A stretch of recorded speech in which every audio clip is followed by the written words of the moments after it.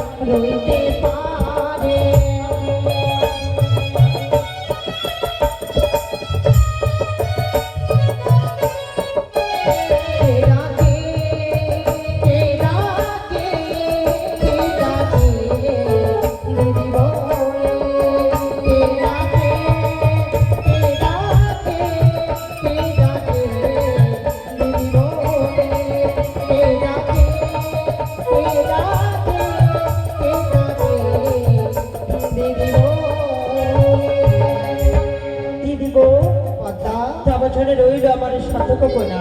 আশীর্বাদ করিব তুই যেন এই ধরারি বুকে বিশ্ব মাঝারি বিশ্ব পূজিতা হতে পারিস বোন। একটি দিদি পদ্মা, জানো দিদি, তুমি যে আশীর্বাদ করেছো মোরে তবে সত্যই, কিন্তু জানো দিদি পদ্মা, বিশ্ব মাঝারি বিশ্ব পূজিতা এখনো হতে পারেনি। তবে কেন এমন করে কেন বলছো বোন? জানো দিদি, কেন তোমার দাঁড়িয়ে এসেছি আমি? কেন বোন কেন? কেন তোমায় আমি স্মরণে করেছি জানো?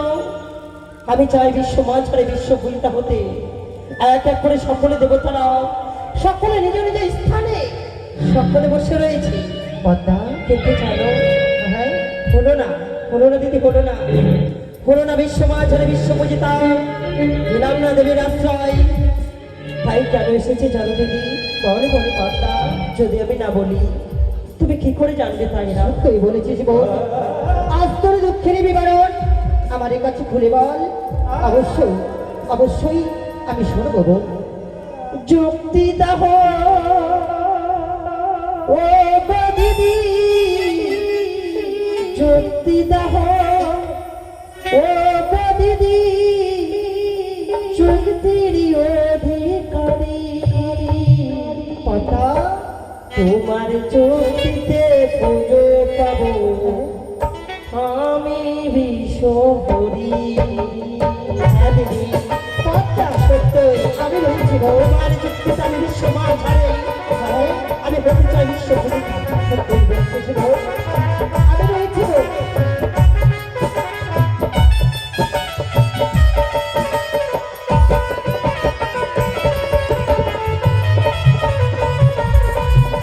সত্যই সামনে এসেছিল।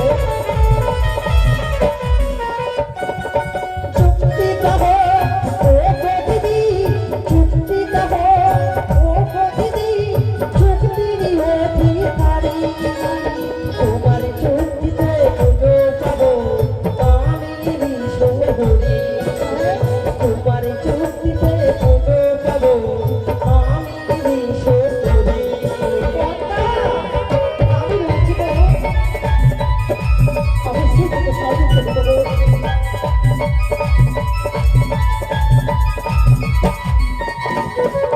বারো মাসে 13 পূজা, 12 মাসে 13 পূজা, সকল দেবী আমি হলো শিবের কন্যা, ছাদে ছাদে যাই। আমি হলো শিবের কন্যা, ছাদে ছাদে যাই।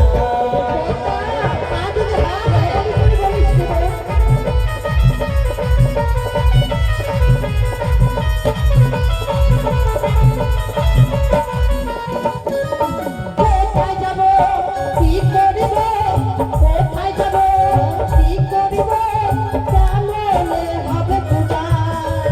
যুক্তি দেব ও গো দিদি, যুক্তির অধিকারী। যুক্তি দেব ও গো দিদি, যুক্তির অধিকারী। অবশ্যই বোন, তোকে আমি সাহায্য করতে দেবো বোন।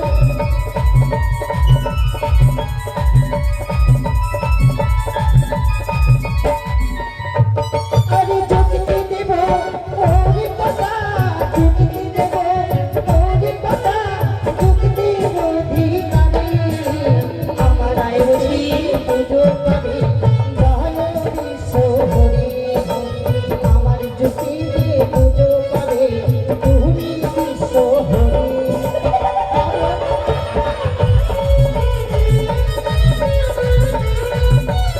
অবশ্যই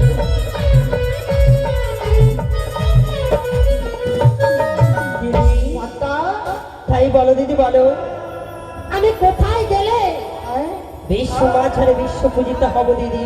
ওরে পদ্মা, একটিবার আমায় খুলে বলো। তার পূর্বে আমি যে তোকে কিছু বলতে চাই পদ্মা।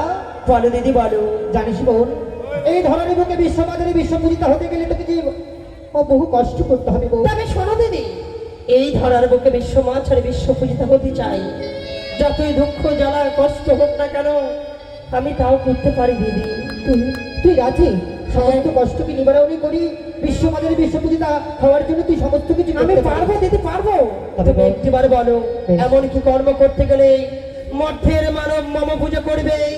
আমি হব বিশ্ব মাঝারে বিশ্ব পূজিতা দিদি বেশ বলিবেশ। একটিবারে বলে দাও। তাই আজ এমন কি কর্ম তোকে করতে হবে বিশ্ব মাঝারি বিশ্ব পূজিতা হতে গেলে জানিস বোন? কি করতে হবে দিদি? সর্বমুখে দেখো মর্তধামে রয়েছে নদী, সেই নদী পেরিয়ে রয়েছে চম্পলা নগর।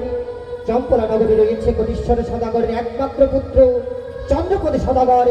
সেদের যদি তোর চরণে একটি বাড়ির জন্য পুষ্পাঞ্জলি দেয়, অবশ্যই অবশ্যই বোন তুই বিশ্ব মাঝারি বিশ্ব পূজিতা হতে পারবি বোন। দেখি হ্যাঁ কি বললে দিদি? চম্পক নগরে ঘর, কোটিশ্বরের পুত্র নাম তার চন্দ্রধর। হ্যাঁ, পদ্মা সে হচ্ছে মর্তের মানব।